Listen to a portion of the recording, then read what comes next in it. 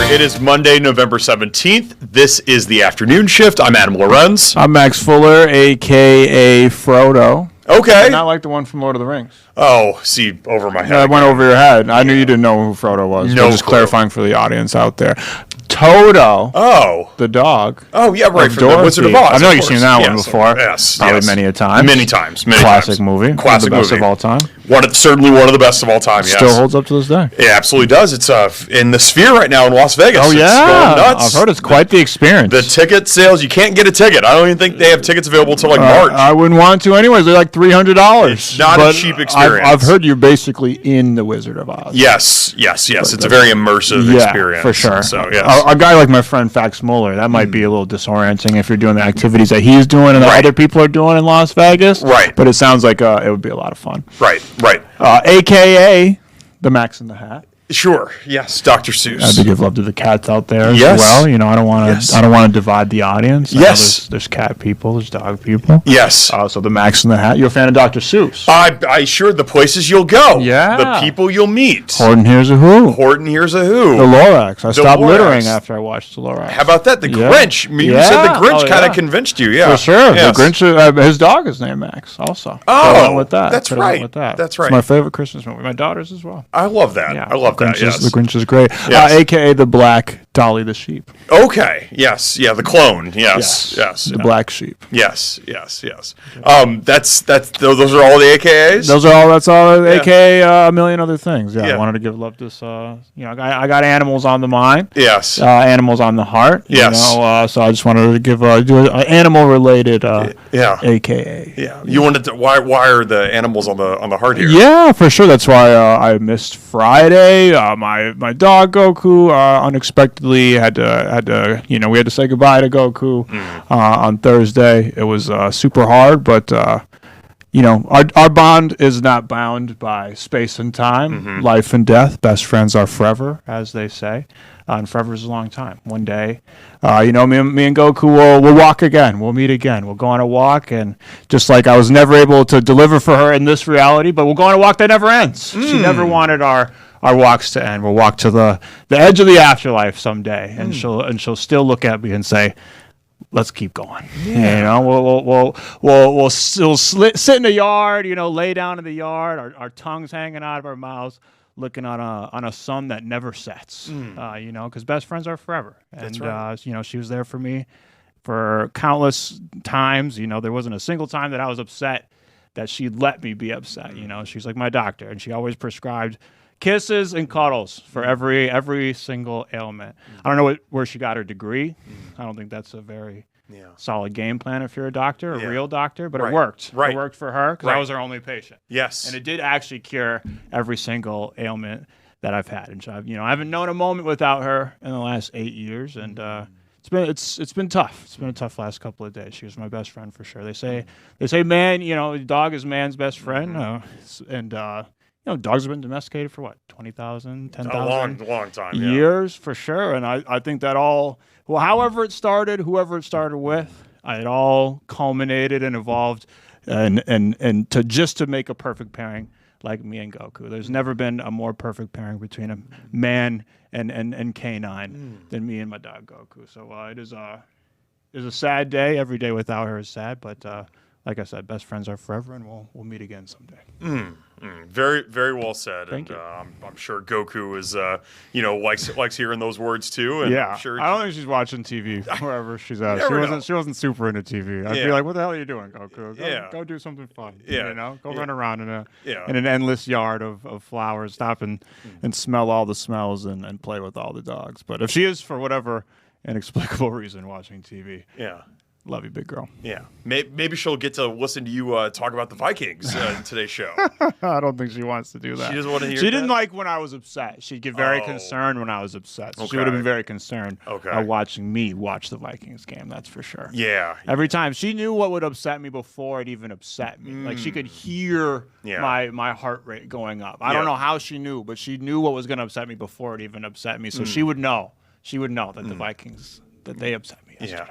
Yeah. What time did that heart rate start going up? Like 11:55 a.m. Pretty much. Yeah, before pretty the much. game? Pretty You much knew it. right before the game. Yeah. I just could feel it in the air. I could Yeah. just feel it in there. I just took a page out of Goku's playbook and just went outside and just, took in a big whiff of the air, and I smelled disappointment.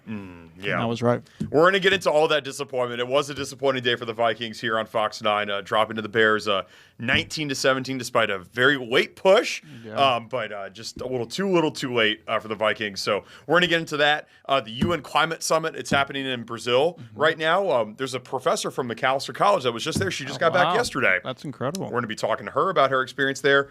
The new Native Theater in Minneapolis. It's this inclusive theater that incorporates Native American artists and work and whatnot. We're going to be talking to the founder and one of the actresses from there. Yeah, it should be good. That sounds exciting. I never heard of that before. I know, neither have I. That should be great. And how recalls work. There's a bunch of recalls right now with these ready-to-go pasta. You a big frozen? I'm a big on the frozen meal, fettuccinis. I like the frozen meals. Yeah. I'm a little psyched out. I did actually. I was at the grocery store. I had a couple of them in my cart. I put them back. I've been kind of psyched out by the news. You know? I know it's a low chance, but I was a little psyched out. So I'm curious how these recalls work. I'm sure they work effectively, but you never know. Maybe they missed the one that was in my cart, so I put it back. We're going to be talking to a recall expert. And then fresh tomatoes. It makes its Monday return. It does. It's been a while since we've had it on a Monday. It's for been on sure. other days, but It's coming back. I saw a couple of movies over the weekend in an effort to distract myself for a little bit, transport myself to another world. So I got a couple fresh Fromato reviews. At least one. I don't know if we'll be able to get to the second one, but at least one. There you go. It's all coming up in today's show. Drop us a follow on Instagram at @afternoonshift_Fox9. We would appreciate that. We're up in the content game. Yeah. Trying to get to 300 by the end of the week. That's the goal. By the end of the week. And 400 by Thanksgiving. Wow. We're cutting into that turkey. Okay, what are we at right now? It's like 250. 250. We're around 250 right now. That's around doable. 250. That's It's doable. doable. It's doable. 244. We can hit it. Yeah. We can hit Let's it. at least get to 250. We can get to 300. Yeah. 300. You think so? Yes. Wow. Yes. 300 by the end of the week. We got to do some viral stuff. Maybe some dances. Probably Macarena's coming back. I think. Maybe we got to do some. Yeah. I don't know if the viral. Macarena's going to get views. We should do that one that, get real high and you never seen that one? No. Hey, and then it's like the bees in the trap bee. Grace, you know what I'm talking about, right? Grace? She's speechless. She's like, I've never seen that one either. Yeah, sorry guys. You know what I'm talking about, right, Grace? The bees in the trap.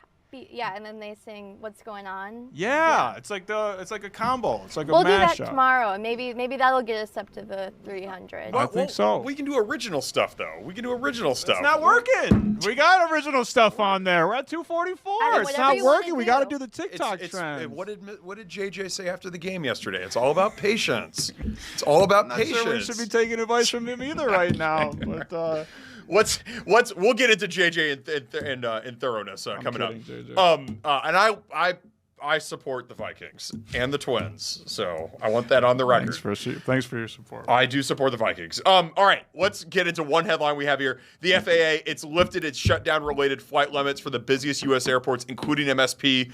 They did this because of a staffing shortage with the government shutdown and the air traffic controllers. This is a great thing, not just for MSP, but for 39 of the country's busiest airports. It seems like travel's kind of coming back together. Yeah. It's a huge thing, and coming in clutch, much like the Bears special teams was yesterday, coming down the fourth quarter there, down the stretch, coming in clutch right before Black Friday, before Thanksgiving, and obviously, around the corner is Christmas and New Year's as well. Huge travel days that would have been an absolute nightmare had the government shutdown continued. So props to them, because it's been less than a week, and they're already back to normal. Back to normal. So those people are getting paid again. Everything seems back to normal. We just need to get more people in that flight controller room, in those flight controller classes, so we can have more people ready in case something like this happens again. But hopefully it doesn't anytime soon. That's right. And we had a great report from our very own Fox 9 colleague, Leon Purvis, in the height of the government shutdown. He was at MSP, and things look good there. MSP very well run, efficient airport, very professional, that airport. It's a reason that's number one in the country Yes. consistently. Has anybody seen Leon since then by then? Did he just take a flight and just dip out that day? I don't think I've seen him around since then. I saw him on the he good? Eagles broadcast last night. He was watching. Yuck. He was watching, yes. Ick. Oh, someone threw a tomato at him. Fromato. They A threw Fromato. A Fromato at him. Kidding, Leon. We love you. We are going to continue with the football theme here. The Bears-Vikings game. We're going to give a full recap of what went down at US Bank Stadium coming up right after this. Don't go anywhere. Back to the afternoon shift. It was a tough day in downtown Minneapolis yesterday for the Minnesota Vikings. Despite a late push, just a pretty uninspiring performance, I would say, dropping to the Bears 19-17. Of course, the big headline of this game is the play of J.J. McCarthy. And so there's a lot of different directions this conversation can go. 2 picks yesterday, 150 yards, 50% completion percentage. How confident are you with JJ? Not super confident at the moment. We're not seeing a whole lot of. We talked about it last week as well. We're not seeing a whole lot of linear progression, right? We understand that there's going to be bumps in the road. Everybody keeps saying that. Oh, there's bumps in the road, and look at Peyton Manning's first 5 games. Look at John Elway's first 5 games. Sure, that's fine. But it doesn't look like. You would like to see little signs, right, of like improvement. By the way, those guys are exceptions. There are thousands of guys that try to be NFL quarterbacks. Those are like the Hall of Fame exceptions. Exactly. Yes, and that's just from a fan perspective, we're not in a good place if we're already busting out that kind of cope, as the kids would call it. Right now. So it's not looking good, and it just kind of seems like JJ's doing the same things. What do they say? The definition of insanity is doing the same thing over and over again, expecting different results. And it kind of seems like JJ, however he's approaching these games, whatever the decision-making process that's happening in his mind during these games, he's going through the same steps every single time, and he's making the same mistakes every single time. I think almost every game he's thrown at least 2 interceptions, 2 more yesterday. We're not seeing super high completion percentages. We're seeing him just kind of air mail it across. And granted, I will say there was some uncharacteristic drops from Jordan Addison and Justin Jefferson yesterday. That normally doesn't happen, and I get it. It's we talked about it on the radio on KFAN earlier today. It's kind of hard to tell guys like Justin Jefferson and Jordan Addison, you got to be perfect for the young guy, but you kind of do have to be perfect for the young guy, because those are the little things that matter. Those are the little things that add up in a 17-19 game, that if you make that catch,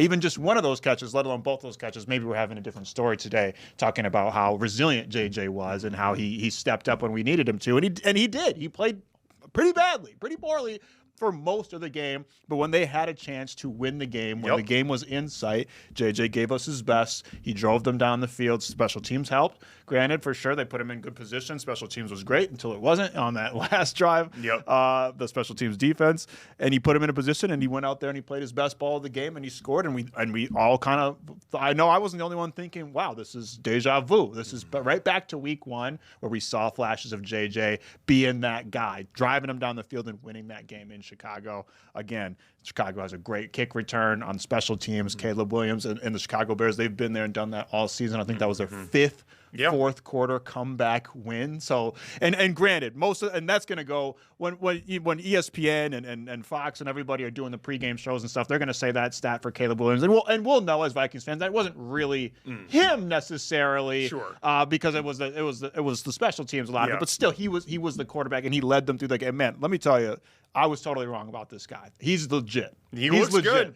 Last season, he looked terrible. He looked like he wasn't really getting it. Even at the beginning of this season, I think I said it didn't look like he was fully understanding it between the ears now.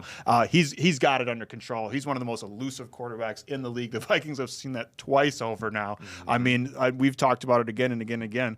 In basketball, when you let the team that shoots get their own rebound, they call it second chance points, right? The Vikings defense is kind of giving up second chance points. It's not a statistic in football, but they miss so many tackles that they're giving offenses a new life, a second chance to make a play, especially these quarterbacks and these guys like Caleb Williams, who are used to having their eyes, they're used to looking for the open receiver when they're on the run. So when you give them a second chance, most times, 9 times out of 10, they're going to burn you. That's exactly what happened yesterday. But I thought in general, the defense did a really good job of containing this Bears offense, offense, which I think a lot of people would be surprised to hear, is number one in explosive plays on this winning streak that they've been on. I think they've won, 7 of their last 9? Yes. 7 of their last 8, 7 of their last 9? Yep. Something like that. So it's been absolutely incredible. They started 0-2. They started 0-2. They started 0-2. So they've been unbelievable throughout the season.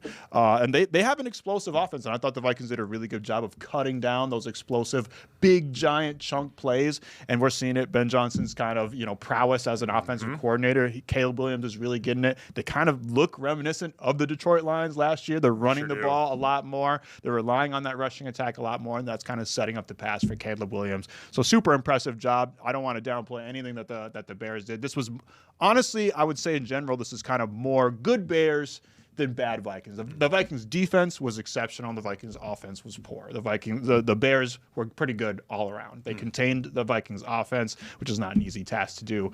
And in general, I mean, they put up enough points to win, so you can't really complain if you're a Chicago Bears fan. But the Vikings fans today are feeling very weary, very shaky. As a guy that answers the phone for one of the post-game shows here in town, a lot of people in town are over it with J.J. McCarthy. But listen, we have no choice.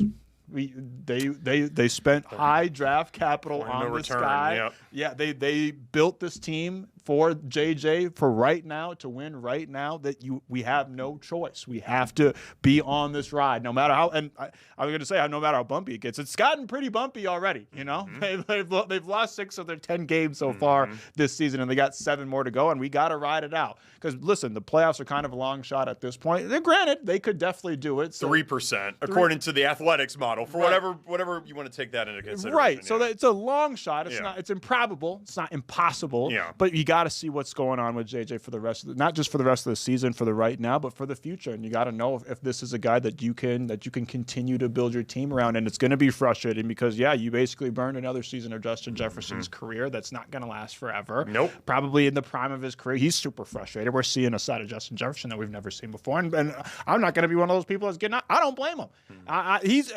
He should feel that way. He absolutely should feel that. I think this is a team that not only fans had high expectations for, but within the organization internally, they had high expectations for themselves. This was a team, they said, this is not a rebuild. They want to win right now. And if you look at this NFL landscape this year, with all the different parity, none of these teams look unbeatable. None of these teams look unstoppable. We got teams like the Broncos and the Patriots sitting atop their respective conferences and divisions. And it's just, there's teams like the Seahawks coming out of nowhere. A lot of people thought the Rams would be good. I don't know how many people thought the Rams would be this good this season. There's so much parity and so much surprise in this year's NFL that you feel like it's a missed opportunity for them to not be good right now. And it's hard not to, as a fan, let your mind wander to, what if they had Daniel? What if they kept Daniel Jones? What if they kept Sam Darnold? What if they? And I know we've talked about that before. You can't keep going back and harping on that stuff, but it's hard not to let your mind wander there when all of those quarterbacks that were in your atmosphere, in your stratosphere,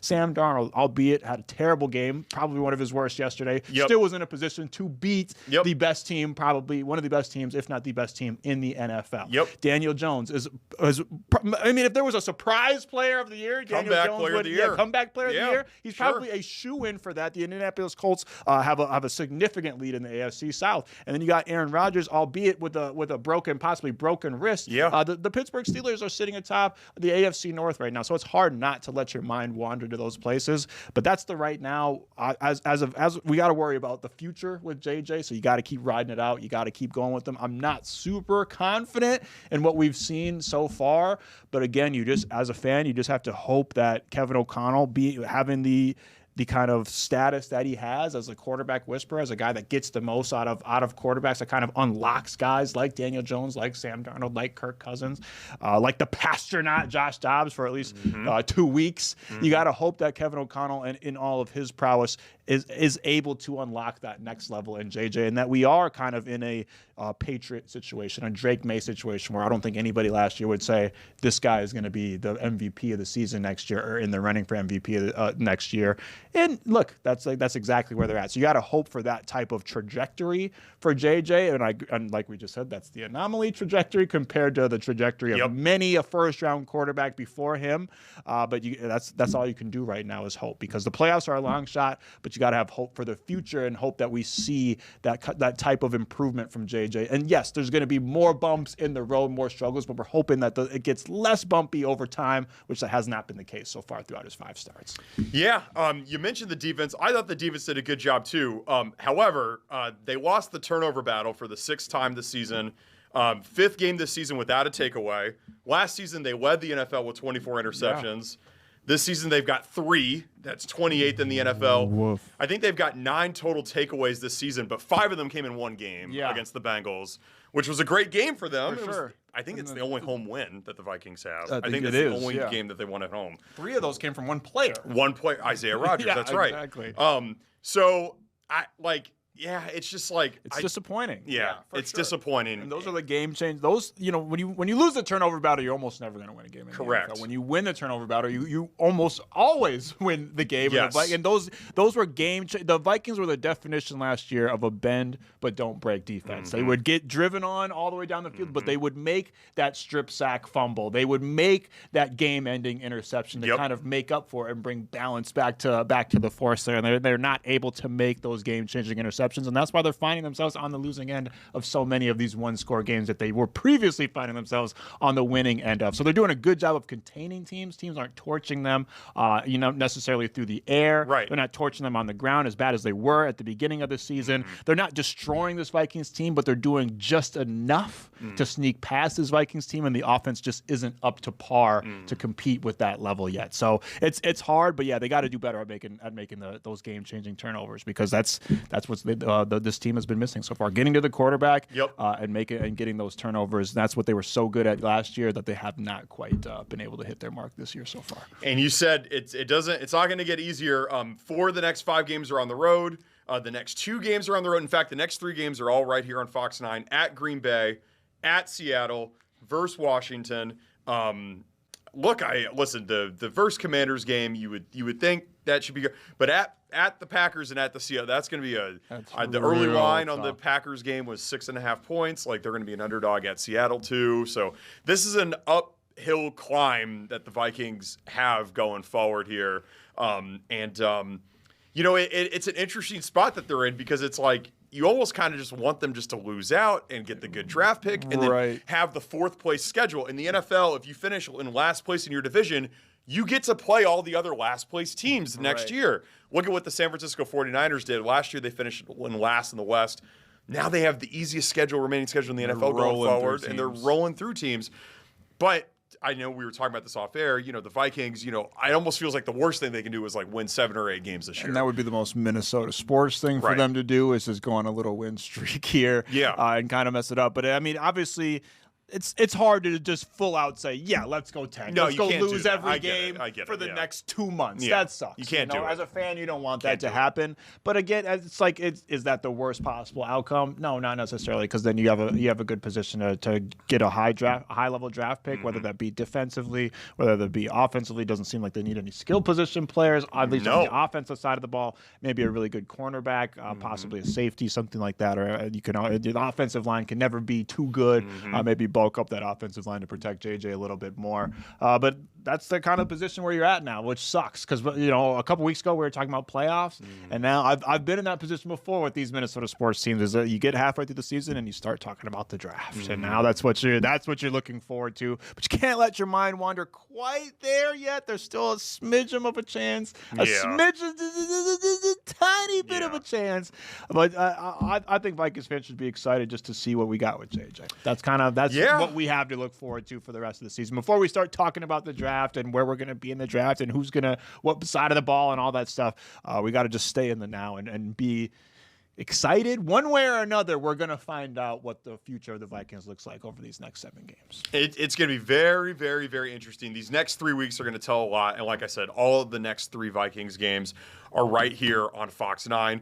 We will have full coverage of the Vikings-Packers game coming up this weekend. I know this is everybody's got this game circled in their calendar from the beginning of the year, the first time you see Green Bay. So absolutely. A lot of people would say even in a lost season, beating Green Bay can be, some teams like the Packers, well, you just won your Super Bowl for beating the, teams, losing fans of on the losing team side always like to say that, but it is kind of, when you're in a season like this, that might be a wash.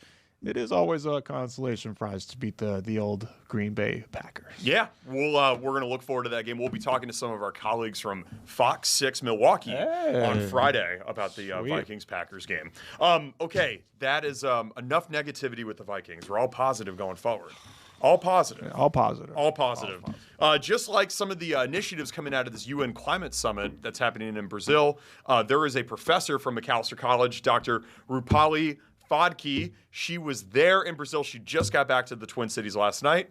She's going to join us to talk all about her experience in Brazil. Super excited to hear from her about that. Awesome. Dr. Rupali from Macalester College coming up right after this.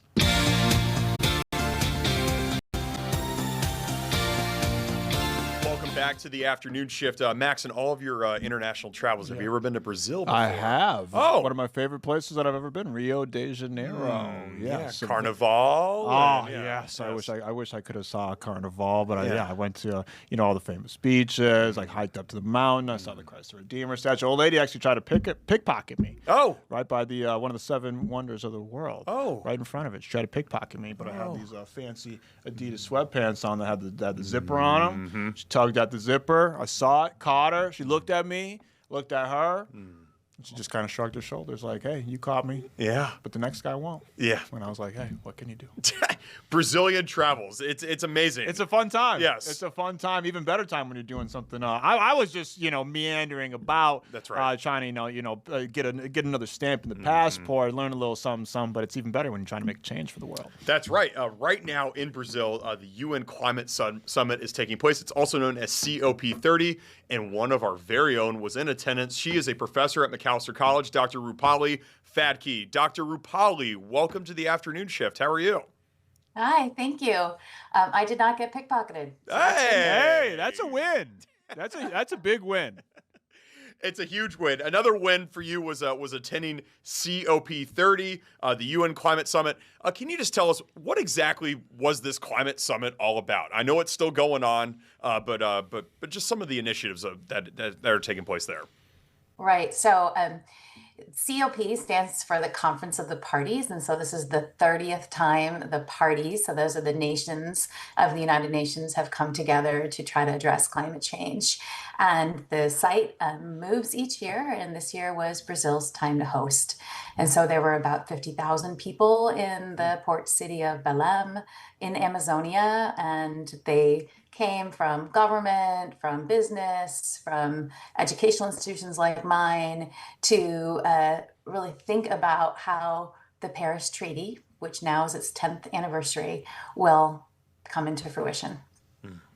Now, obviously, kind of the headline on at least stateside so far about the COP30 has been that the Trump administration did not choose to send a delegate to COP30, but obviously there's still lots of U.S. representation between you and many others that were there. Why didn't the Trump administration send a delegate, and why is it still important to have a U.S. presence at COP30? The U.S. did not send a federal delegate. I think it's the first time in 30 years. We were pretty much the only country in the world that didn't have government representation. And that's because almost as soon as President Trump took office, he withdrew the United States from this very important treaty. And there were Americans there. They were there from business. They were there from institutions like mine. And there were state, officials, there were governors. I had a chance to hear the governor of New Mexico speak, and I also had the chance to hear Governor Newsom from California speak. So there were Americans there, and I think what they were trying to highlight is Americans care about addressing climate change, and we are making change happen in cities and counties and states across the country. Dr. Rupali, what were some of your takeaways from attending the conference? Well, one of the big ones is China showed up, and China showed up in force. And so that kind of just created, when the US isn't there, it creates a vacuum for other countries to take leadership. And so the Chinese were there, and they were there negotiating for more renewable energy. There were a lot of other countries, including the leaders from Brazil, who were thanking the Chinese not only for attending, but also for, creating electric vehicles, creating renewable energy opportunities, building factories around the world. And so that was one really surprising thing to me. Often China is sort of perpetrated as like the criminal, the bad guy, the people who aren't doing enough. And in this case, they sort of come out as the heroes. I'm curious with the lack of kind of representation federally from the Trump administration and kind of at all turns signaling that this is not something that's high on their priority list. How can the U.S. make an impact on our kind of footprint in climate change without the Trump administration's kind of help? Well, the Midwest, if the Midwest was a country, it would be the sixth biggest polluter in the world. And so it really matters what we do in our part of the country. And that is everything from us as individuals to the kinds of things that our state governments help make possible. And so I'm really proud to be living in a state like Minnesota where we continue to go after the things that can make climate change better. And we see that when we show up at these international meetings, right, people know that America is not just the federal government, that it is the actions of people all over the country. And I think it was actually quite important that Governor Newsom came representing California, because California is the largest part of the US economy. It's a big player in the world. And one of the messages that he had was that regardless of the flip-flopping that happens at the federal government, that California is a reliable and stable partner for the world. And I think you could say the same about Minnesota. What makes the Midwest the sixth largest polluter in the world? What is it specifically about this region, do you think? It's our industry. This is the former Rust Belt of the country, so there's still a lot of industry. And for a long time, there was a lot of coal plants belching out emissions. And that is very much starting to change. And we see more and more coal plants coming offline. But, we have a historical responsibility in this region for adding all those emissions into the air that are still there, that are still impacting global warming. I feel like there's so much kind of doomerism when it comes to talking about climate change. Like we all kind of talk about it like it's a foregone conclusion. Like, oh, okay, well, the world's ending. Why even care? I'm sure it's not that way. And when you read actual people, scientists and people in the know, they say it's not that way. What is something that gave you hope leaving COP30 that the people can take some hope from? Well, two things. One, I had the privilege to be at Paris in 2015 when the Paris Treaty was signed. And so now, 10 years later, it's true, there's a lot of work to be done, but that kind of slope is starting a downward trajectory, right? Like we have made a difference. If that treaty hadn't been signed 10 years ago, and if the countries of the world hadn't committed to addressing climate change, we would already be in a much worse place than we are. So these sorts of changes take time, and we are moving in the right direction, if not fast enough. So that's the first. And the second was, I've had a chance to go to these meetings over the years. And for the last 3 years, they've been held in parts of the world that have dictatorships, that have authoritarian governments. And being in Brazil was really exciting because it is a vibrant democracy. And so there was a lot of there were protests, there was advocacy. On Saturday, I had a chance to be at the march where there were 70,000 Brazilians with kind of just in an effervescent kind of way showing up to say that this topic matters, it matters for their country, and it matters for the world.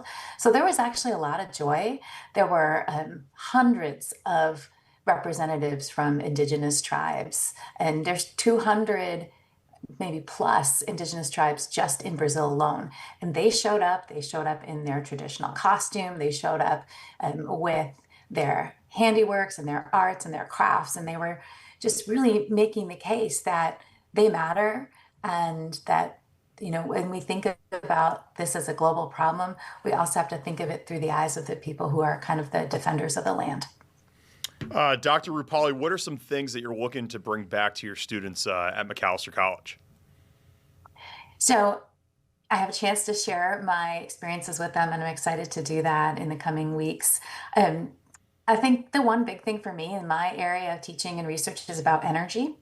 And that's probably the biggest thing that's happening right now at COP30 in Brazil is this commitment to increasing renewable energy. So the commitment is to have 3 times as much renewable energy today in 2030 as we have today. And so that's huge, right? And a lot of people know that right now in the US, there's really high electricity costs. There aren't any more kind of subsidizing of electric vehicles and green energy. But we gotta do something differently about that. We can't rely on the federal government because we're seeing that the way we use and create electricity and create energy resources that are greener and cleaner is going to be the way that we as a country help address climate change. So that's one thing that I'm going to talk to them about. You just mentioned some goals right there, kind of for the whole nation and other nations to also shoot for. What is something that you think Minnesota, like a realistic green goal for Minnesota coming up here in the next couple of years? Well, we're in a really good position because we already have the policies in place. We have targets to decarbonize the economy here in Minnesota. And so it's just about continuing that really important work. And so we have some certainly projects to do in the energy sector. Agriculture was a big theme at this year's COP in Brazil. Brazil is a huge agricultural state. So we know that agriculture is responsible for a lot of emissions, and making our agriculture more efficient is a really important thing we can be doing in the state. But I think in general, right, my message to everyone is, and the reason I went to Brazil is because I needed some inspiration, right? I needed to get out of that kind of doomsday feeling around climate issues here in the US. And it was so inspirational to see people from 195 different countries showing up in Brazil and saying that they are active on addressing this issue. And so whatever we do today, we are not doing it alone. We might not be doing it with the Trump administration, but we're doing it with all those other people and for those other people and with them. Dr. Rupali Phadke, we really appreciate your time. Thank you so much. It's awesome that you're going to be able to bring some of your experiences to your students at Macalester. Thanks for the chance to connect with you. Awesome. Thank you. That was great. Yeah. I'm curious. Going back to your Brazilian experience. Yeah. You have a favorite beach that you went to? Ooh, I know is Ipanema because of the song. Yeah, The Girl from Ipanema Beach is amazing. Yeah. Copacabana Beach is of course, amazing. of course, yes. But both storied, legendary beaches that absolutely live up to the hype. You definitely just have to sit down for a second and just kind of stare at the sky, stare at the mountains in the background. Brazil, Rio specifically, is a really interesting place. One street, you're always one street away from heaven and 2 streets away from hell. There's a huge wealth gap and dichotomy in terms of status and of living in Brazil, as it is here in the United States as well, but even more starkly in Brazil. You see the full spectrum of humanity and human life. You see how grand and opulent you can be, and how sad and barren and impoverished things can be as well. It's a very humbling place, enlightening place, and I couldn't think of a better place to help decide the future of the world, because a place like Brazil is kind of all-encompassing of the world. It's a microcosm of the world, so why not discuss the world while you're in Brazil? I love that. Great analogy there. The World Cup, when it was there, that was really cool too. Oh, yeah, it was incredible. Yeah. We are going to continue our worldly viewpoint and our sort of encompassing viewpoint. We have representatives from the New Native Theater coming up next. This is a theater that's giving voice to indigenous communities here in the Twin Cities. The founder of it and an actress from it are going to be joining us next. We got an actress in the house. Wow. Yeah. Can't wait. Cannot wait. Representation is super important. What they're doing is super important. I can't wait to hear them break it down. Absolutely. The New Native Theater coming up next. Don't go anywhere.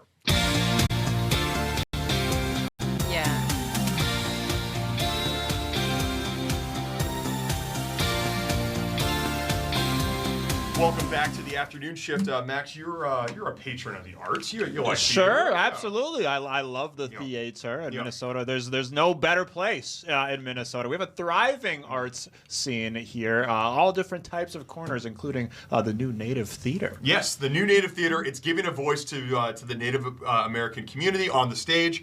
Joining us now is the founder and artistic director of the new Native Theater, Rihanna Yazzie, and one of the theater's actresses, Shinana Sakodia. Welcome to the afternoon shift to the both of you. How are you? I'm great. Thanks so much for having us. You know, Max and I, we hadn't heard of the new Native Theater until today. If you had somebody that never heard of it before, what's the new Native Theater all about for beginners? Well, it's a Native American theater company. We're 16 years old. I started it back in 2009 because, Penumbra and Theater Moo, these really wonderful cultural organizations and theaters.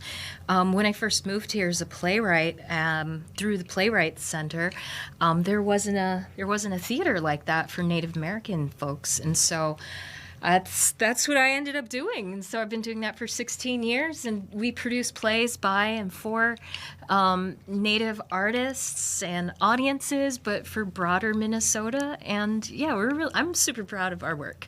Yeah. Should be, yeah. Absolutely. What inspired you to want to get into the theater world?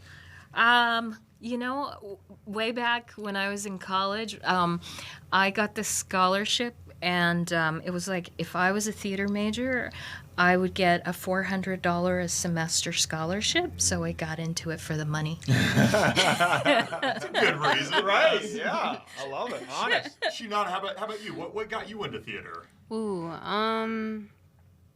my mom used to take me to plays when I was a baby, and I barely remember them, but about a year ago, when I'm asked this question, this is actually how it happened. I was walking down Lyndale Avenue, or maybe it's Hennepin, wherever Phoenix Theater is located. I was walking past it, and I walked inside, and they were doing like an improvisation workshop, and they let me join, and I just kept going back, and I really, really liked it. And then a few months later, I got called about an opportunity to be in a BIPOC superhero play by New Native Theater, and that's how it started, and I never stopped, thankfully. Well, can you guys talk about that play a little bit? Yeah. So this play, it's called Fallen Star. It's the first play in our season, and we produced it last year, and we premiered it up north at the Duluth Playhouse with North Shore Theater, and Shinana was one of the original cast. Awesome. And then Fallen Star. So basically, it's a 45-minute touring play for children, and we're touring it again right now. Actually, this coming week will be its last date, and Shinana's in it again. Yeah. Gratefully, I got the same role, but it's a whole different setting and cast, but it's just as fun. Are you a superhero? Yeah, I am. Hey. It's really great. It's about 3 cousins who come across a sentient meteorite, and it gives them powers, and they kind of just figure out that to save the world, it's like a collective effort. Yeah, It's awesome. Really great. The story's great. It's so Yeah. cute. You know, I was reading on you all's website that there's a long history of deterrent from pursuing a career in theater for the Native American community. So what you all are doing, it makes it just even that much more exceptional. Why the deterrent from not wanting to get into this, Shinana? It's clear that you've got so much passion for it, and obviously, Rihanna, your passion is ceaseless here with starting this theater company.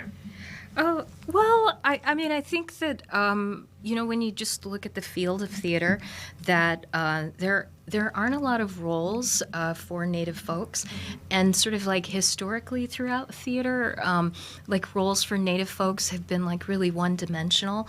And I kind of call it like being Indian wallpaper. Yeah. And so it's really hard to hone your craft or say, oh, I'm going to make a living out of that, because they're just were too few roles. Really hard to hone your craft. Even when I was just in college trying to learn theater, I couldn't get cast in anything because, I didn't fit what roles they were casting. So then that's why I turned to becoming a playwright, and so I could create roles for folks like Shinana. And then when I came to Minneapolis, I saw how talented the community was, but there wasn't a theater that was focusing on Native folks so that they could be in plays, be the main characters, hone their craft, and and for audiences to feel like really proud and see Native folks on stage. So over 16 years, it's like just creating a space that was like focused and consistent, created this like ecosystem. And I'm really, really proud to say, like, honestly, practically every Native person in theater in the Twin Cities has worked with me at one point or got their start at New Native Theater. And it's just reverberations, and a lot of folks are in film and TV now, and and then meeting new folks like Shanana, it's so gratifying, and yeah.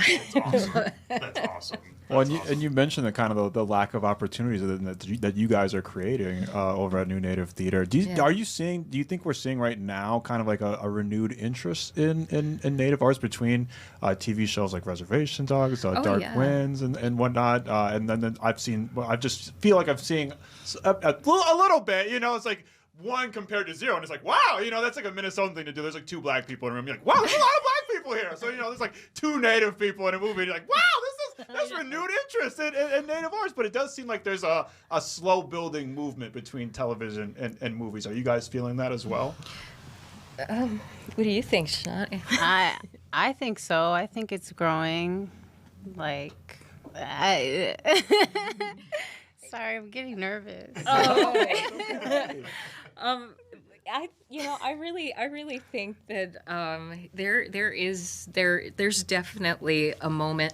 I have to say that, like, Shanana's really lucky, coming up in her early 20s. She has so many different opportunities right now, like compared to when I was starting out. There were no Native folks on television series. There were no TV series that were looking for Native writers,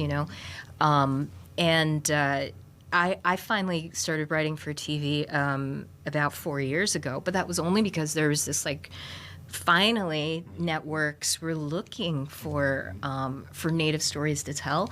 Yeah. But, I mean, I have to say, Native stories, when the Native community is writing and making their own stories, writing and making their own Native films and TV, that's when, like, I think the magic really happens. And it's just, I have to say, it's just such a, I don't know, inspiring environment to be in when you can just feel safe, be yourself, and like grow.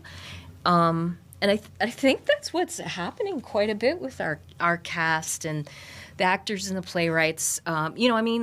In fact, the guys who wrote Reservation Dogs started, a few of them at New Native Theater. Wow. We commissioned the play that they toured, and that was before Reservation Dogs. So I mean, like, it's just really gratifying to know if you create a safe space, you create a space where Native folks can express themselves, and nobody is saying, oh no, you can't tell that story, or oh, that's a subject you shouldn't touch. That then you actually get to hear the real stories.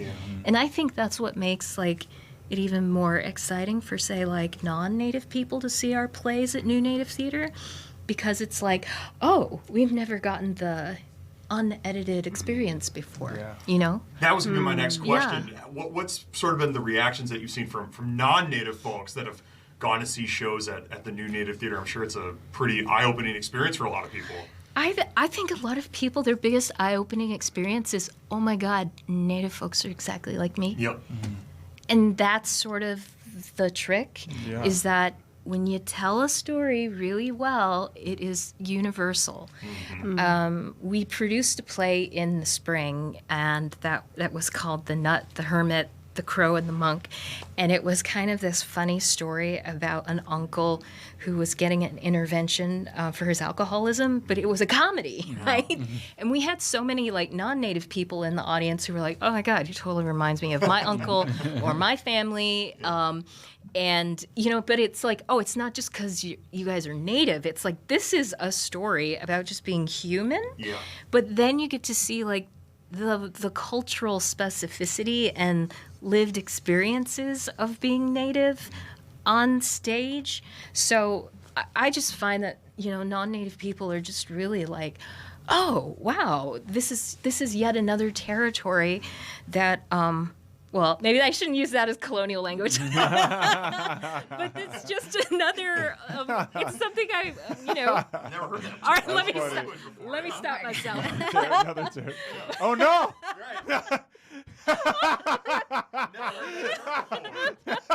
Oh God, I don't mean that, but it's like step into the circle. That's what I'm trying to say. Yeah, step into the circle and be welcomed, and it's you should take over from here. But it is we talk about it on here all the time. We as integrated as society is, we're still so segregated in so many different ways. So a lot of people, the only way they interact with other cultures is through the arts, and it's important for people, as it might seem like a simple lesson that you might learn when you're a kid, but it is really important for people of all ages to learn. We're all way more similar than we are different, and our differences should be celebrated. And not like they shouldn't pit us against each other. It should be celebrated. Oh, absolutely, because we're stronger together, right. And everybody is literally going through the same thing. Nobody had a perfect childhood. Practically everybody's struggled in one way or another. We all have the same feelings and emotions. And then when you can actually see that in a play. And then the live experience of it, it's beautiful. That's awesome. You talked about the one show you got coming up. I know there's other shows that are happening this season. What are some of those other shows all about? So the Christmas play it'll be opening on December 3rd, and it runs to December 21st. It's called A Christmas No Choppy. So it's like a res Christmas in the Everglades. Wow. So it's a comedy, and Shanana plays. When you say res Christmas, that means a Christmas on a reservation? Yeah. Miccosukee tribe in Florida, which is located in the Everglades. Yep. So that's where the story takes place. The playwright's name is Montana Cypress. He's also Miccosukee, and he's a filmmaker and a playwright, but he is hilarious. And honestly, one of, I think, the best scenes in all the like this comedy is the scene that Shanana is in with another actor of ours, Mato. Really? Which one? I love that scene between Summer and Donnie Boy, where you guys sort of finally fall in love. It is so funny. It's so great. And they do that. They just do it so well, but you have to come see it. Yes, it's so funny. Yeah. The first time I read the script, I couldn't stop laughing. That's great. Yeah, I was like, this is going to be really good. Yeah, and I've already told so many of my peoples up north. I think they're gonna come. It's gonna be awesome. Oh, good. So, what is kind of your creative process like from the acting side of things? Like, how do you get into character? How do you prepare for a role? Someone once taught me about character rituals. Oh, this lady from Theater Moo. I can't think of her name right now. She taught me about character rituals, and it's like each character you take on and portray, you take time before the show to get into them and think about what they would do or how they would prepare themselves for their day, or I don't know, just as who they are. So that's actually what I do. So you could create a playlist for your character, what you think they like. You could just recreate a moment of them being in a bathroom in front of a sink, looking at themselves, washing, just preparing themselves. There's character rituals, and then there's just stretching. I think those are the two things that I do before all my shows. Sounds like Max before the afternoon. Yeah, shift absolutely. Right there. I gotta get into character. This is not who I usually am. I'm mild-mannered. I'm quiet. Yeah. I'm bald too. None of this is real. None of this is real. So I do have to do character rituals as well. Yeah. This has been great. Where can people go to the New Native Theater? Where is it located? So this play is going to be at 825 Arts. It's at 825 University in St. Paul. We don't have our own space yet, but eventually we hope to. We did get some appropriation from the state legislature to start researching pre-design for a theater space. So Very excited about that. I think that's just a few years down the line. But if you want to see us right now, we'll be performing a Christmas in Okeechobee, December 3rd to the 21st, over at 825 Arts, and then in the spring we have another play that will also be at 825 Arts called The Bird Blind, and it's a beautiful play about an Alaska Native family that's like comic and tragic all at the same time. But I'm just really, really proud of the season, really proud of our playwrights, really proud of our actors. It's very fun. Yeah. It's very fun to watch these plays.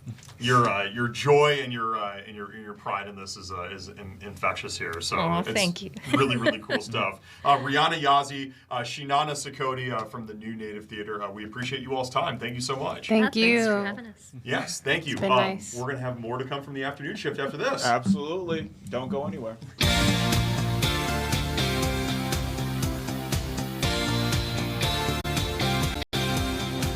Welcome back to the afternoon shift. Max, have you knowingly ever bought something and then realized, oh my gosh, this is on recall, I need to go bring it back? No, I don't think that's ever happened to me. No. You know, I haven't been one of those people that when you're watching daytime TV and they're like, have you been a victim of so and so? Well, you could be entitled to compensation. I didn't want to be. I just wanted the compensation part. But it sounds like there's been a lot of recalls lately all across the board here in the U.S. There are two major ones going on right now. One with baby formula, the other one involving frozen, ready-to-eat pasta meals. Joining us now is an expert on all things recalls. His name is Chris Harvey. He's the Senior VP of Client Services from Sedgwick. Chris, welcome to the afternoon shift. How are you? Good. Thanks, Adam and Max, for having me. We appreciate you being here. Can you tell us more about these two cases, one with the baby formula and the other one with the frozen pasta meals? Yeah, so I can't speak specific to those individual recalls. What I can tell you is when it comes to recalls, bacterial contamination is definitely very common and very prevalent as well. Those numbers are growing. And if you are a part of a population that's vulnerable, that pregnant people, it could be infants, children, the elderly, or you have an compromised immune system, then you really have to pay attention to a lot of these recalls. The number of bacterial contamination recalls is going up. Last year saw a 5-year high. In 2025, if these trends continue, I think we're going to see some high levels again. With that being said, though, with the rise of these number of recalls, I don't really attribute the supply chain being any unsafe than it has been in previous years when it comes to food safety. I attribute it to other things. I'm curious, just to take a step back for a second, how do recalls actually work? I feel like we all kind of we've all heard about different products getting recalled throughout our lives, but how do they actually work? Yeah, so typically there's some type of trigger point. So a food recall, for example, there may be a positive test for Listeria, Salmonella. There could actually be an illness that occurs as well. So typically if that happens, there is some type of investigation to see, is there actually something more robust going on with these products? So after that investigation occurs, they try to narrow down how many batches, how many date codes, what's the population of the product? Can they put a fence around that product? Once they do that, they have to look and see, does this trigger reportable action to the FDA, to the USDA, or other government authorities as well? From there, they're now moving into putting together a recall strategy and a recall plan, something companies really have to be prepared for and know what they are doing proactively up front to make sure that they mitigate their risks.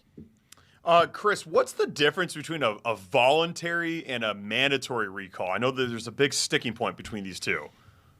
Yeah, good question. The majority of recalls in the U.S. are actually self-administered. They're voluntary in nature. It is really rare to have a government agency mandate a recall to a particular company. Now, with that being said, if certain firms are dragging their feet, the agencies do a few things. So voluntold in some cases, but it's really bad to be seen as dragging your feet, not prioritizing product safety. and the health of consumers and patients in the marketplace. So most of them do it. Again, very rare to actually see the government like the FDA mandate a recall. Now, obviously, there's been numerous cases recently that have been popping up, but just kind of historically, what are some like marquee recall cases and incidents here in the United States, and kind of how did the companies fare afterwards? Is this something that is a killer, or can companies bounce back? No, companies can absolutely bounce back. So if they're prepared, we always say it's not a matter of if, but a matter of when a recall hits, and companies have to do it right. So what does that mean? There's three things I always say they have to think about within their recall strategies and plans: speed, transparency, and empathy. So they have to move quickly with the investigation, have to move quickly with reporting, and have to move quickly with notifying the marketplace. They can't be seen as dragging their feet. Transparency, open and honest communication. What is the issue? What happened? What are consumers and customers supposed to do? How are you going to prevent it in the future? And then empathy. So you're not necessarily apologizing up and down the supply chain, but understanding this is an inconvenience to customers, to consumers, and you want to take appropriate action so they can respond properly, respond easily. You know, there's certain segments like pets, infants, elderly, that are very sensitive. So you want to make sure that if they have questions, make sure they get them answered very quickly. Make sure they understand what they need to do. And in some cases, there can be a silver lining. There's been very large consumer product recalls. So cell phones, there's been large pharmaceutical, medical device recalls, food recalls. But if a company can showcase they're prioritizing safety first, they can actually build up and strengthen their loyalty as well by doing the right thing. I always say it's not a matter of being known for having a recall that truly matters, but it's how you're known for how you handle that crisis that truly sticks in the minds of the market and consumers. Yeah, that's a really interesting point. I guess as a follow-up to that, what happens if there is a company that does get into some hot water and one of their products maybe unfortunately takes somebody's life, for example, or really harms somebody? How can companies rebound from that? I mean, you know, if there's frozen pasta meals and you have food poisoning for 2 weeks, I'm not discounting that, but that goes away. You know, something more serious, you know, could be harder to bounce back from, correct? Yeah, it absolutely can be. And that's where controlling that narrative from the start is very important from a PR standpoint, and then just from an execution standpoint. You know, not all recalls mean you're going to have litigation or class action lawsuits, but unfortunately, many times there could be that chance. And there's a lot of law firms that look at it. How did you execute the recall? What was the remedy? Were there serious health consequences or deaths? And are there opportunities for litigation from that standpoint? So it really is in the matter of which that brand handles the recall, controls the narrative, and again, how quick do they move? If there is an issue, unfortunately, that took a life, how quick are they moving? Again, don't show that you're dragging your feet. How transparent are they? How much empathy? Are they going above and beyond to help the customers out? And that can help restore the brand. And I guess kind of off the back of that, from the other side of the coin, what do you do if you were somebody that happened to maybe you did buy one of these frozen pastas that's got listeria, or you're a consumer of one of these products that has been recalled? What is kind of your next course of action from there? Yeah, this is an important question. Every week in the United States, there's about 60 plus recalls that get announced, and not all of them go down to the patient consumer level, but there's a lot of noise out there, a bit of recall fatigue, and customers, consumers need to be able to pay attention, especially if they have vulnerable populations within their household. So what does that mean? For example, let's say cantaloupe is recalled. You know you have cantaloupe down in the kitchen. You want to make sure that you follow the firm's instructions for identifying, do you have affected products? So what's the batch code? What's the expiration? Do you have affected product? And if you do, then follow the instructions. Most food is perishable, so you're just going to discard it, and then you're going to look for an opportunity to get a refund. Some cases, you may take it back to the store that you bought it from, although I will say retailers don't like a bunch of recall product coming back to their stores. So in many cases, it's just disposed of from a food standpoint. But I do highly recommend then, if you have affected product that was contaminated with salmonella, let's say, you want to clean any countertops, utensils, your refrigerator, where it may have come in contact with it. And then you want to monitor if you have any symptoms. Fortunately, many times, most people do not have symptoms from this bacteria, or maybe they're minor. But if you do have severe ones, that's where you want to reach out to a healthcare professional immediately. Chris, where can people learn more about the current state of recalls and what is recalled and what's good to go now? Where can people go? Yeah, so the FDA, the USDA, the Consumer Product Safety Commission, most of these government agencies that regulate recalls do have websites that you can get a lot of information. You can also sign up for warnings as well, so recall alerts or warnings. Sedgwick also puts out a quarterly recall index. We're actually doing a webinar coming up that you can see all the data and trends that are occurring on a quarterly basis as well. And it's just important for consumers to stay engaged with this. I do think it's a shared responsibility amongst the supply chain to pay attention and to take action. I will use a quick story here. I had texted my mother about a carrot recall due to listeria. And I said, you want to check and make sure you don't have any. And about a week later, I came over to her house just to visit, and she's eating carrots. And I said, how do you know these aren't the recalled carrots? Well, they're older. They were in the freezer. Well, it turns out, unfortunately, they were the recalled date codes, but she didn't end up getting sick. I think there's a misconception at times that if it's frozen, it's safe. But in this case, consumers, they need to stay very diligent with what's being recalled. They need to pay attention and identify if they have to take action. So much involving this. Chris Harvey, the Senior VP of Client Services from Sedgwick. Chris, thanks for your time. We appreciate it. Thank you so much. Appreciate it. Are you a big freezer, and it's all good in the freezer? There's a lot of people out there that are like that. For sure. No, I'm kind of paranoid. I get really paranoid about food and its safety. So I'm not. I'll even if it's been in the freezer for too long, I'm like, all right, I gotta let it go. You know, sometimes I'll let it rock for a long time, but no, I'm not. The freezer is not a be all cure all. No, it's not. No, Certainly it's not. not. This is kind of scary stuff. Scary because stuff. You don't even know that you're messing Especially up. Chris said that it's becoming more and more of a thing as the years go on, and I'm curious. I forgot to ask him. I wonder, what is the kind of the standard procedure for how long after these recalls happen that you can feel as a consumer that you're supposed to feel safe. Right? When is it okay? Because for example, I know one of the big ones. I believe, and it was because some crazy murderer person was doing it apparently, but Tylenol. There was a huge Tylenol thing that happened, I think it was in the 80s. There was several Tylenols that got poisoned. And they still have no idea who did it, how it happened, but tons and tons of Tylenol was taken off the shelf, and you would never think that because obviously, like you said, it depends on how the brand's responding to it and whatnot. But it's a crazy thing, man. It's you never know. You really never know. You never know. Recalls.gov. That's your source for it all. That's for recalls. Your source for the latest in the state of Hollywood and entertainment is right here on the afternoon shift. Is that so? Yep. Who's that? You don't have to go to recalls.gov. You just go to the Afternoon Shift's Instagram account. Oh, that's right. Because that's where we're putting out the original content. Original content, just like Hollywood, of course. Right. Hollywood's not mining IPs and whatnot. They're trying. Just like us. Yeah, we're trying. We're all trying. I'm just saying, you get used to it. If we really want to build this TikTok, woo!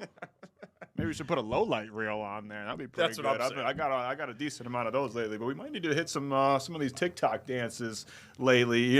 Maybe get in some K-pop Demon Hunter or something like that. We're gonna have to start getting in on these trends, brother. I'm good on the K-pop. You're not doing I saw enough K-pop outside my apartment on Saturday. I'm good for a while. I guarantee you, there's no other fresh Fromatoes in the world than the afternoon. That is true. This is original. This is original This is content. original This is original. content. There's no That's what I'm saying. other program audacious enough. That's what I'm saying. To name their movie review segment after the highly vaunted Rotten Tomatoes. Right. No. We're going in the other direction. This is fresh Fromatoes because I go see movies more than the average person. Probably too much if you ask some people. And I got to see a couple of them as I was using my movie viewing habits as a coping mechanism over the weekend. We're going to talk about Predator Badlands, the latest installment in the Predators franchise. That's coming up next, right after this.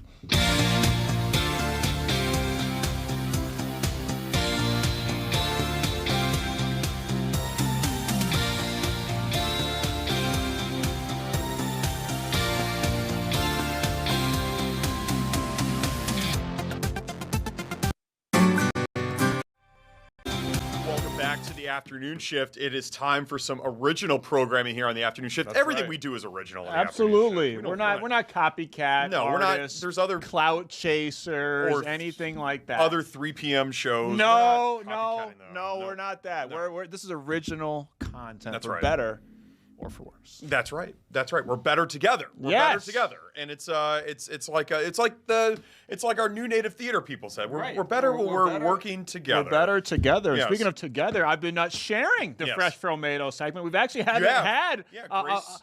Max-led Fresh Fromatos in a long time. Paul, we actually did a kind of a roundabout, a Yeah. whole thing. Paul reviewed the Paul McCartney concert, did. Fresh Fromatos style. Grace did a Fresh Fromatos review, and you did as well last week. That's right. That's so right. It's back to the carousel is back to me. The baton has been handed back to the OG. And I'm honored to have it back because I went to, like I said, I went to the movie several times over the weekend. And starting off on Thursday, I went to see the brand new Predator movie. You familiar with the Predator franchise at all? Nope. Never heard of it. No, the Nashville Predators franchise. Yeah, they I'm are. very They familiar are. with them, yes. They never. So maybe they had to have had a Predator night at the Preds Probably game. did. They Yeah, probably did. You know, that was hopefully- after the country music. Hopefully night, they had a better title for it than Yeah. Predator Night. I don't think that's going to get a lot of people in the door. But in general, Predator started humble beginnings all the way back in 1987 in a flick led by one Arnold Schwarzenegger. I learned a very interesting thing about the translation of his last name that I will save because I don't think anybody wants me to explain that on the air. But just look it up sometimes. Very interesting when you translate it. But it started off as a kind of just like a man versus alien type movie. A basic kind of, there's kind of archetypes, different archetypes for movies. Man versus nature is kind of one of them that you get a lot. Like The Revenant, like like when Leonardo DiCaprio is trying to survive in the wild against a bear or whatnot. Or even what's the Castaway with Tom Hanks, where he's trying to survive with the volleyball. Wilson as friend. Man versus wild is kind of a common trope throughout film history, and Predator is kind of exactly that. It's man versus wild, but to the extreme. Because the wild is an alien. The aforementioned predator species, they have dreadlocks. Don't know why they have dreadlocks. I don't know if that's ever been explained in the universe, but they have dreadlocks. They have these cool kind of helmets, and they have all types of crazy technology that they use to kill people. And that's kind of like, most of the Predator movies are set up kind of man is confronted with predator or predators and has to survive or defeat or trump said predators. That's kind of how it played out for most of the film franchise, because it started in 1987, just one small movie. This Predators Badlands movie that I went and saw last week. It is the 7th entry in this film franchise that has expanded and blossomed into comic books, into TV shows, into crossovers with the Alien franchise. All the hallmarks of a mass media franchise in today's day and age. But unlike a lot of IPs, intellectual properties, for those of you that don't know, that's kind of what Hollywood right now. That's the name of the game in Hollywood right now. A lot of people are craving and crying out for original content, and a lot of Hollywood directors, producers, they're trying to kind of mine these IPs, these intellectual properties, these names and images and likenesses that we already know and are familiar with. And Predator is one of those things because it has been a franchise for now almost 40 freaking years, but it has not been kind of overused like some of these other franchises. People don't have like Predator fatigue like they have Marvel fatigue. And it's not like it's superhero movies where there's one coming out every other month. This is only the 7th in 40 years, and 3 of those have come out over the last 5 years, thanks to one Dan Trachtenberg. Now, if you're not familiar with his name just by name, which most people probably aren't unless you're a fan of the Predator series, he did direct the pilot episode of the hit TV show The Boys, which is on Amazon Prime, superhero TV show. And if you've ever seen the pilot episode or the series premiere of The Boys, it is probably off the top of my head, if someone put a gun in my head and said, name the best first episode of a series ever. I don't know why anybody would do that, but I would say The Boys. I've never been more engrossed in a show immediately than I was watching that first episode of The Boys. So obviously that's kind of the standard that Dan has set there. He came out with his first entry into his Predator kind of film series way back in 2020. It was called Prey. Speaking of the new native theater, it actually centers around, it's a prequel to all the other movies. It's the first time the Alien franchise reaches Earth, and he faces off with a young Native American woman. And it is one of the best action movies I've ever seen in my entire life. I was completely gobsmacked watching watching it. Unfortunately, it was one of those movies that suffered because it came out during the pandemic, so it kind of was one of those movies that was supposed to, and it would have been awesome in a theater. We were just talking off the air, me and our producer Grace Henry, about how movies, most movies, pretty much all movies, I think it's safe to say, are better to see in the theater. Prey would have been awesome to see in the theater, but it went, right. yeah, exactly. Yeah. It went straight to Hulu, unfortunately, so it kind of flew under the radar, but it was incredible, and it was inventive and innovative, because a lot of these intellectual properties, right? They want to put people in the familiar. They give you the familiar stuff every single time. The same settings, the same characters, the same kind of story tropes. But Dan Trachtenberg had this brilliant idea of, what if, he was like, people love the Predator, but what if I just put them in different settings? Hence, throwing them back in time and having them, because normally it's a high technological thing. Predator's in space. He's got all this crazy technology and stuff like that, but he kind of just took it back to the bare bones and just, bow and arrow, axe, nature in the forest versus this crazy alien. And it did really well with critics, and I would say at the box office, but there was no box office because it wasn't able to be released in theaters. So this is kind of his first crack at being able to release a proper Predator movie. This went far into the future, the furthest into the future of any of the Predator movies. And I say all of that to say this: you don't have to have seen any of them. I'd never seen the original 1987 one before I saw Prey during the pandemic. I've never seen any of the other ones besides Prey before I saw this. It's not one of those movies, because a lot of these film franchises, you feel like you have to do homework, Right. Who's this Marvel superhero? Where did he come from? What movie was he in? Oh, he was in this and that. And then he appeared in this. And then you have to go watch this TV show. No homework necessary. You can just show up to the movie theater and watch a good old-fashioned Predator movie. But instead of the same old trope, he flips the script a little bit, and the Predator, which is the infamous antagonist of all these 6 other movies, is now the protagonist. Oh, you are involved emotionally in the journey of one of the Predator alien tribe members. He's kind of a runt, and just similar like to what I said about that show, The Boys. Right away, I thought it did a brilliant job, because this is a creature, an alien, just by the sight of it. If you're a fan of the film franchise, or even if you've only seen a couple of them, or even if you just know them from popular culture, you know them as a villain. So how do you make a villain sympathetic right away? They're this brutal, uncompromising, violent alien, and they don't say a lot of words or anything like that. They just mostly just show up, whoop ass, chew bubble gum, and they're all out of bubble gum every single time. So it's like, how do you feel sympathetic for this character, for these aliens? How do you feel empathetic for these aliens? And Dan Trachtenberg does it right away. This kind of centers around a runt of the alien pack that has to kind of prove himself to his father and the rest of the tribe that he can hang with the rest of the Predators. He's sent to the deadliest planet in the solar system. And kind of, and interestingly enough, it is a movie that has no technical human characters. Oh. There is a human actress in it, but she plays an android.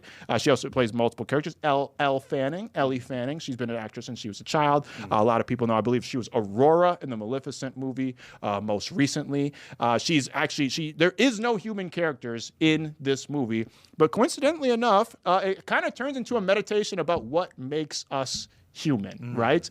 This runt is trying to prove himself. That's all he's been trying to do his entire life. But once he's removed from his home planet, from the context of his life, he kind of is wondering, why am I like this? Why do I want to be like this? Why do I have to be alone? Why do I have to follow my life according to these other people's credences? And it kind of, again, even though it's about aliens and violent aliens at that, it kind of makes you, it's a meditation on what makes us, what makes us human, about found family, who we choose to be our family versus what families we are born into. And it actually ends up being a very heartfelt movie, a hunt with a heart, you could say. And it's surprising, because again, this whole franchise is predicated on thrills, on horror almost. The first one it plays like a horror movie, and this ends up turning into kind of an action-packed, which I cannot say enough about the action. Super innovative. It looks amazing.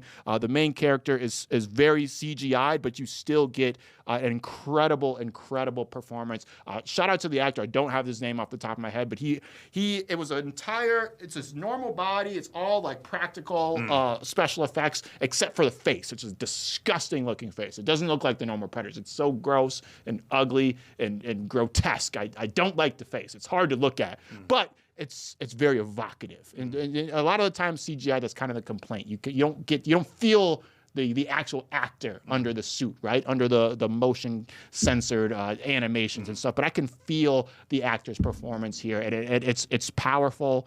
And it's not something you usually see from CGI. And again, it feels very human for all the different alien characters in the movie, and it just gets you very involved. And in general, I thought it was well done. It's a perfect combination and synthesis of action and drama, and with a little bit of kind of hints of romance in there as well, and everything is very kinetic. There wasn't a single second in the movie that you could say could be cut. Everything leads to the next thing. Boom, boom, boom, boom, boom, boom, boom, without everything feeling rushed. There's very few characters in the movie, so it leaves lots of room for character development throughout the movie, and you find yourselves very emotionally attached to this alien and this android by the end of the movie that I couldn't help but feel, man, I would love to see more of their adventures going into the future, which I'm sure is exactly what Dan Trachtenberg was going for. And it sounds like the Alien the Predator franchise, I should say, has a very bright future, because it is setting the box office on fire. $136 million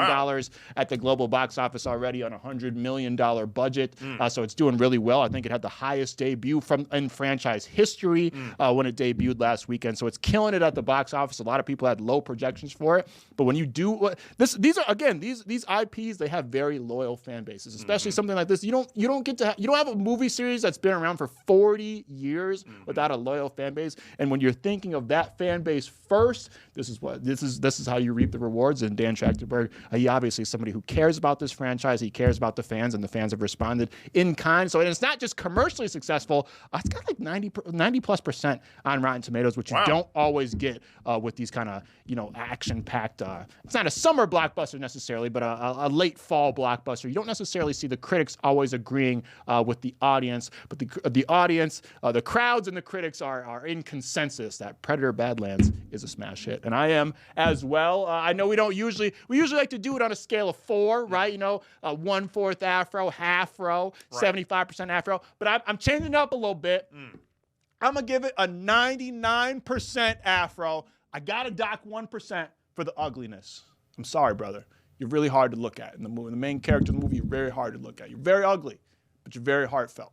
I had to dock 1 point because you're hideous, and I'm sorry. That's it's an alien. As far as an alien, it's okay. I mean, they have feelings too. Yeah, you learn that throughout the movie. What happened to we're better together? We are better together, but you gotta be honest. He's very hard to look at, and there's a canonical in-movie reason for why he's so hard to look at. So it's not just for the sake of ugliness, right? But I do got to say, as a viewer, it's hard to see that ugly mug up on the screen for about an hour and a half. So I got to dock 1 point for ugliness, but otherwise 99% Afro. It is a pretty much a picture-perfect action movie. Go see it. What? But this alien, though, he's probably very upset by that. Yeah, he probably is. Like a little bit of a backhanded endorsement, But I mean, listen, if it's any consolation, he could destroy me in a fight in a heartbeat, I learned that throughout the movie. I don't think that I could go one-on-one with a Predator and then come out on the other end of that one. So the Predator wins that one, that battle. It wins at the box office, and it'll win over your heart. So go see it. Predator: Badlands in theaters right now. The 7th installment of the franchise has been going since 1987. So it's been going for a long time, man. And it sounds like there's going to be a lot more for where that came from. So I'm super excited to see the future of the franchise as well. Yeah. Incredible stuff. Love that review, and a 99% Afro. 99% Afro, very high. I'm usually kind of a generous. I would say I'm a generous grader. Yeah. But this really is. It does live up to the hype. I'm not overselling this movie. And again, you can go in with no prior experience. I'm not like a huge nerd. I'm a huge nerd, but I'm not a huge nerd about the Predator film franchise. This is only the second one that I've ever seen. I didn't have to do a bunch of homework, read a bunch of Wikipedias, watch some YouTube video that explains how this storyline connects into this story. You can come in completely blind, and you'll leave with a vision for the future of the Predator franchise. I love it. That's original content. That's original content that you only get right here on the afternoon shift. Begonia is a pretty good movie too. I saw that over the weekend as well. I won't, I know we're already probably over time here, so I won't talk you guys' ears off about that, but that is a great movie as well. And expect Oscar nominations from the two leads, Emma Stone and Jesse Plemons. We're getting to that point. We're only less than 3 months away. It's coming up. Coming. It's coming up soon. Emma Stone, she cashed in. She got an Oscar for her last movie that she was in with the same director. So same director, same actress pair. Expect more Oscar nominations for Emma Stone in the future. I love that. We got to get you on the red carpet at the Dolby I would Theater. love that. Yeah. Oh, I would love that. Absolutely. What are you wearing? Oh man, that'd be tough. I'm a bit of a fashionista here. I might be the Fox in-house fashionista here. I mean, who's got better style than me? I just want to ask the question. I don't want to actually wear the thing. I want to wear the fits and ask the questions at the same time. Yes, you know, and I want to ask them about their fits, fishing for compliments for my own fits. Yeah, I'll probably just wear a J. Crew suit. basic. But that's you. That's you. That's exactly. That's fine. I think you can tear it up on the red carpet. I probably would tear it up on the red carpet. I'd like that one day. We are going to have more to come from the afternoon shift after this. We're ticking down the time on this Manic Monday episode. Yes, sir. I think we're going to flip a clip coming back up and take a look back at how we started the show. We like to end the show how we start the show. So if you missed that, stay tuned for more afternoon shift coming up right after this.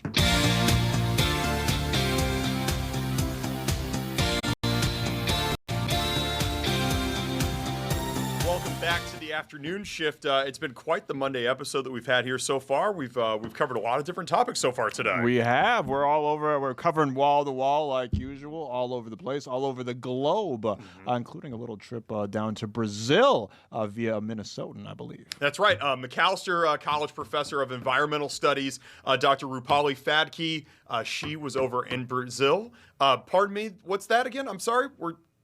Okay. Dr. Rupali Phadke, she was over in Brazil talking about, she was at the UN Climate Summit, and we had a great conversation with her earlier. She just got back from Brazil yesterday, and she's kind of starting to figure out how she wants to lesson plan with her students at McAllister. Yeah, absolutely. She was hobnobbing, rubbing elbows with some big wigs here in the United States political scene, in the global political scene, all gathered together for one cause: climate change, because something that affects us all around the globe. It sure does. It sure. Are you a big recycler? You oh yeah, absolutely, 1,000%. I'm a huge recycling guy. I love recycling. Yep. Again, the Lorax changed my life. If you're anti-recycling, if you're like, I don't care, blah blah blah, watch the Lorax. If you don't have a change of heart from there, I don't know what to say to you, brother. Yeah, recycling. It's almost to a point where it's like it's almost like shame on you if you don't. It's just so easy. It's so easy. You just have one separate garbage can. You throw your cans in, and it's actually helpful. So you don't have to take, because if you're not recycling, you actually have to take the garbage out a lot more. That's right. Guys,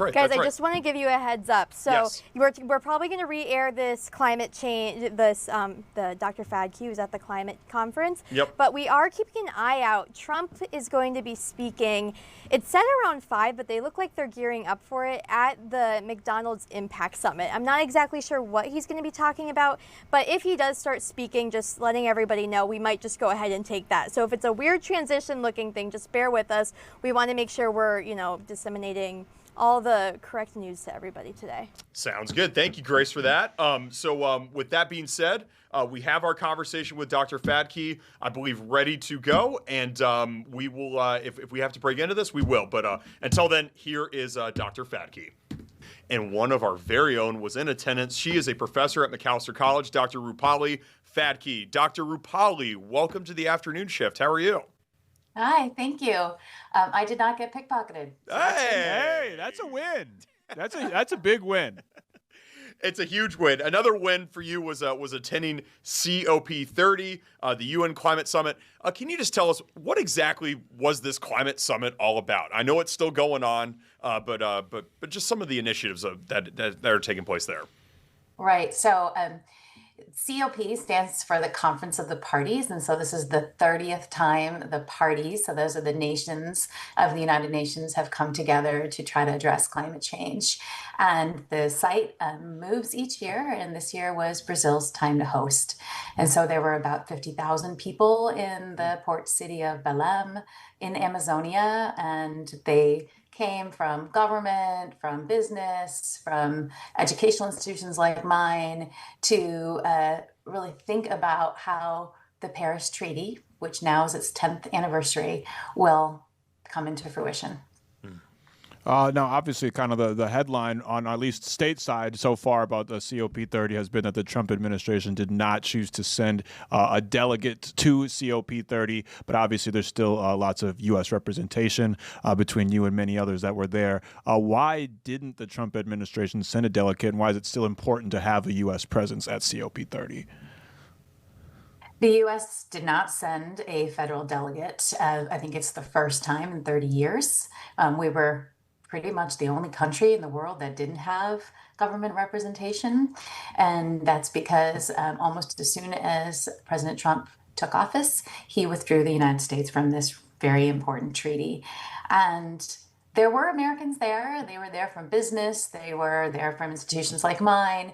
And there were state, officials, there were governors. I had a chance to hear the governor of New Mexico speak, and I also had the chance to hear Governor Newsom from California speak. So there were Americans there, and I think what they were trying to highlight is Americans care about addressing climate change, and we are making change happen in cities and counties and states across the country.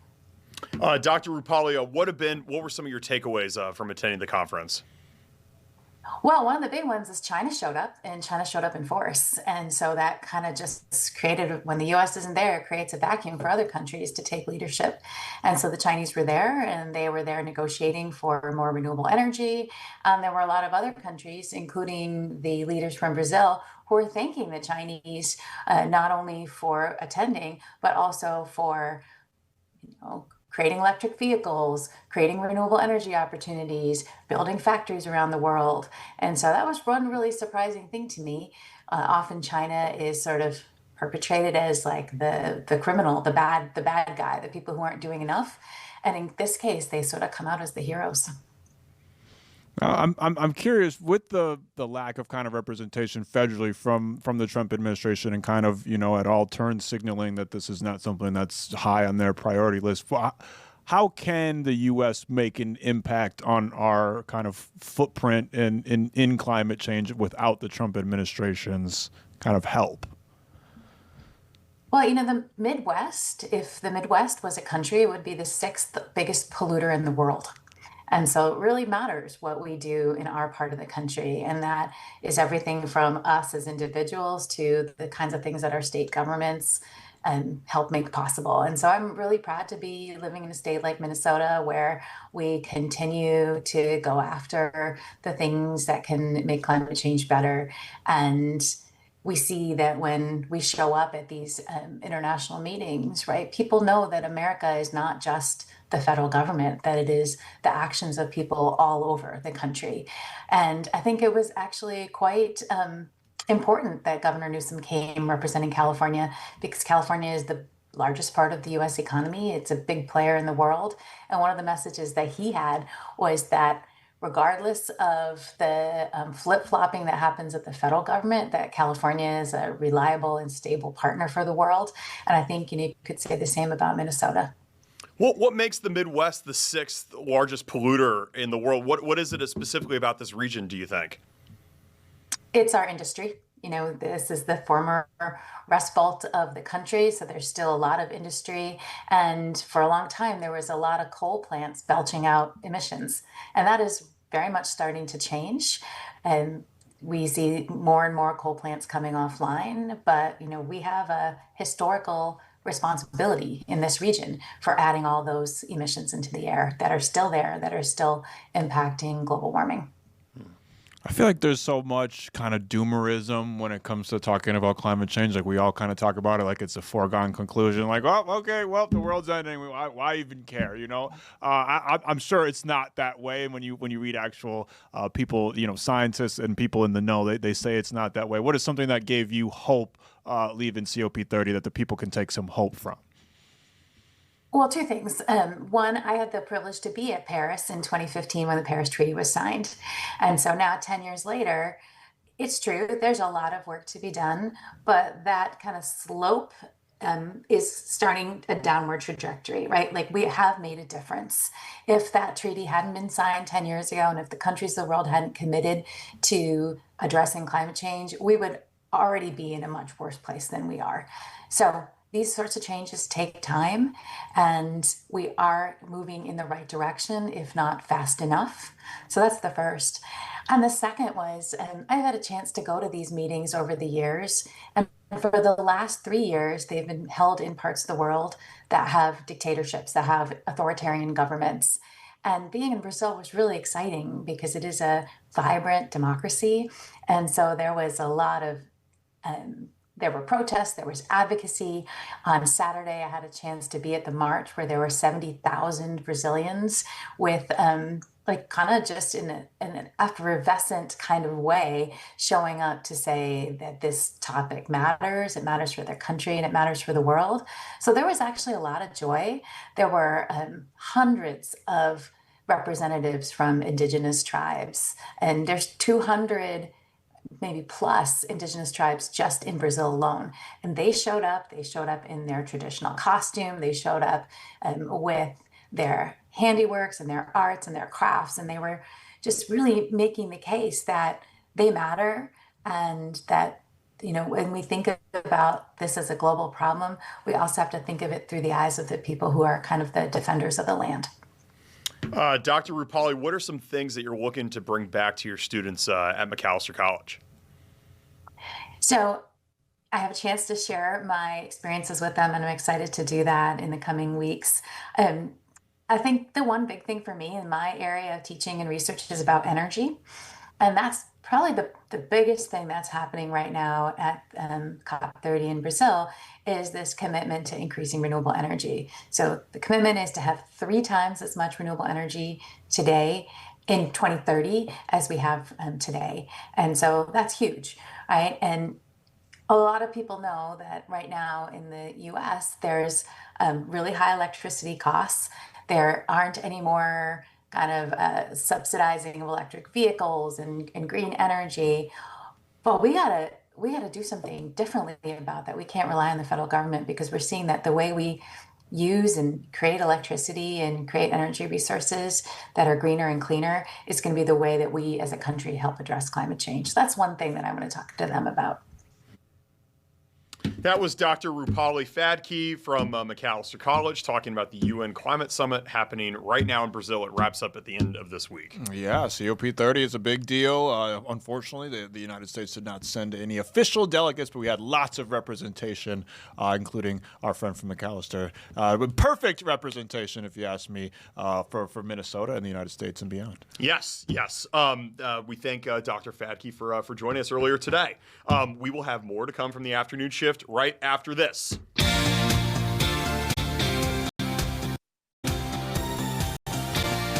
Welcome back to the afternoon shift, Max. We've kind of done a little bit of everything in today's show. Done a little bit of everything like usual, from climate change, yes, to the Vikings not moving the chains.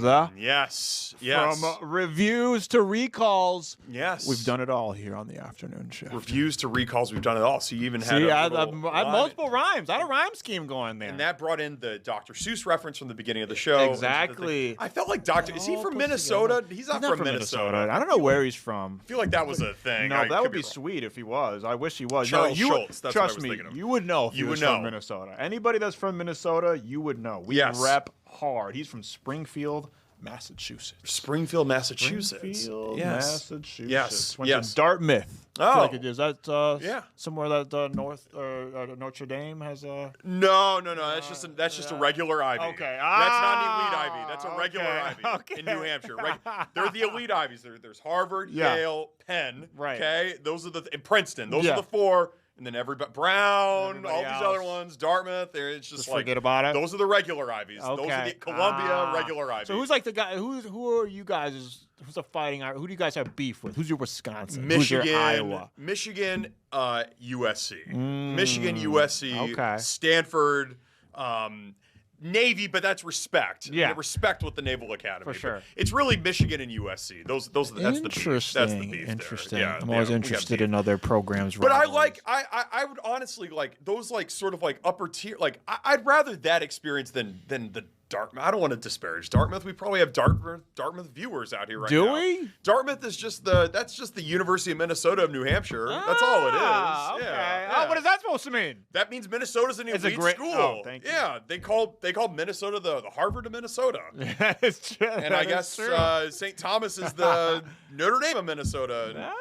McAllister is the I don't know. I'm probably getting myself into hot water. Maybe you are. I don't know.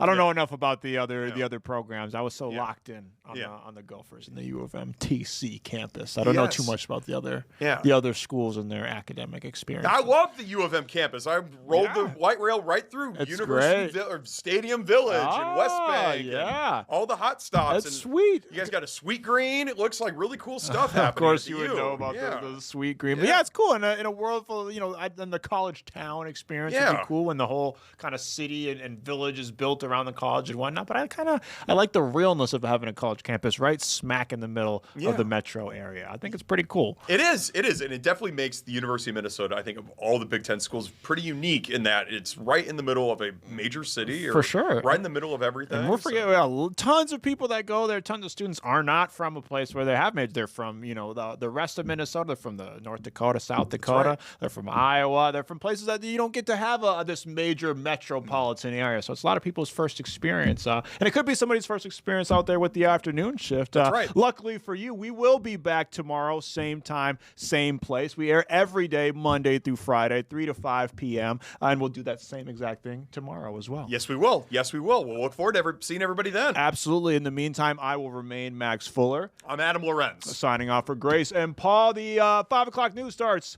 right. Ooh, this is going to be a long one. This is going to be a long one. No!